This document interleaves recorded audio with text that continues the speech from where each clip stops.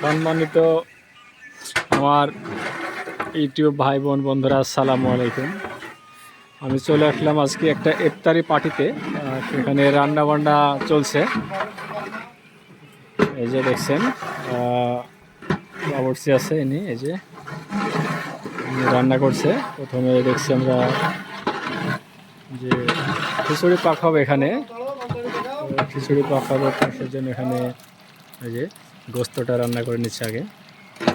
খিচুড়ি চাউল টাউলগুলো দিয়ে একসাথে করবো একটু পরে। দেখছেন এখানে অনেকে আছে, সবাই সব বসে আছে, দাঁড়ায় আছে, এখানে সব কিছু আছে। জিনিসগুলো আপনাদেরকে দেখাই। যে সব কিছু ময় মশলা সব রেডি করা আছে এখানে, দেখছেন।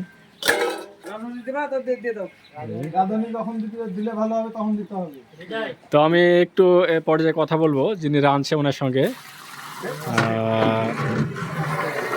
আচ্ছা, আপনি কি প্রত্যেকটা বাড়িতে রান্না করেন? হ্যাঁ, ইনশাল্লাহ প্রত্যেকটা বাড়িতে 30টা রোজা। জি জি জি। 30টা রোজাতেই রান্না বাড়া করা লাগে। এতে কি উপায় নাই, মানুষ ছাড়ে না। এতে কি আপনার কোনো পারিশ্রম দেওয়া লাগে নাকি? না, পারিশ্রম দেওয়া লাগে না। জি জি জি। আমি আমাকে বলে হিসাব পাতি দিই। আবার 30টা রোজায় রান্না বাড়া করা লাগে, আপত্তি করে মানুষ। জি, আপনারা শুনলেন অবশ্যই। উনি যে মাহে রমজান উপলক্ষে তিনি কোনো বেতন ছাড়াই তিনি রান্না করে এবং সব কিছু হিসাবপাতি তিনি দেয়।